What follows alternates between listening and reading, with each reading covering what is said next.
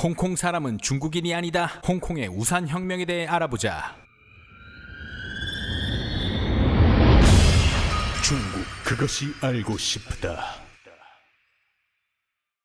홍콩의 우산 혁명은 과연 무엇일까? 1997년 홍콩이 중국으로 반환될 때 영국과 중국이 몇 가지 약속한 것이 있었다. 홍콩에 고도의 자치권을 부여하는 것과 향후 50년간 기존 체제 유지. 이는 홍콩인들의 자율권을 영국이 중국으로부터 보장받는 약속이었던 것이다. 하지만 중국은 자기 땅이지만 너무나도 다른 나라 같은 홍콩을 더 빠르게 흡수하고 싶어서인지 홍콩의 국가보안법과 같이 자율권을 침해하는 정책들을 교육, 행정, 문화 분야에 적용했다. 이로 인해 홍콩인들의 반중국 감정이 깊어졌고 중국의 꼭두각시 같은 역할을 하는 행정장관이라도 국민들이 직접 투표해서 선출하기를 원했다. 행정장관은 홍콩의 총리, 암튼 홍콩에서 제일 높은 자리로 기존 친중국 인사들로 형성되어 있는 선거위원회 1200명이 선출하는 방식이었다. 이를 홍콩인들이 직접 투표하는 직접 선거로 바꾸길 원했고 중국은 2017년부터 그렇게 하라고 허락을 내줬다. 하지만 알고 봤더니 중국 정부가 정해준 후보들 사이에서 국민들이 직접 투표하라는 것이었다. 중국 정부가 임명한 추천위원회 사람들이 후보를 추천하면 그 후보들 중에 투표를 해 선출하는 무늬만 직접 선거 방식이었던 것이다. 이로 인해 격분한 24개 대학교 학생들이 2014년 9월 22일부터 동맹휴업을 하면서 시작된 시위가 바로 우산혁명이다. 학생들이 주도하는 이 시위는 경찰의 최루탄을 우산으로 막아내면서 우산혁명으로 불리우고 있다. 행정장관 선출 방식 문제로 발발한 우산혁명의 이면에는 홍콩 서민들의 경제적인 이유도 있었는데 한국의 반중국 정서처럼 홍콩도 중국 대륙인들의 비매너, 비위생적인 행동을 혐오하기는 마찬가지였다. 하지만 이보다 더 싫어하는 이유는 바로 홍콩에 너무나도 많은 중국인들이 살고 있기 때문이다. 대략 100만 명의 대륙 본토인들이 홍콩에 거주하고 있는데 이는 약 800만 명인 홍콩 인구수 중 13%나 차지하는 숫자이다. 또한 급격히 유입된 중국 본토 인구로 인건비가 낮아지고 일자리가 부족해졌으며 높은 인구 밀도로 집값은 올라가고 젊은 세대들은 월세조차 내기 쉽지 않아졌다. 그 외에도 홍콩이 기존에 가지고 있던 중국 시장의 통로이자 국제적 허브 도시의 메리트가 중국 정부의 일방적인 대륙 도시 및 기업 지원으로 경쟁력이 약화된 것도 있다. 이러한 이유로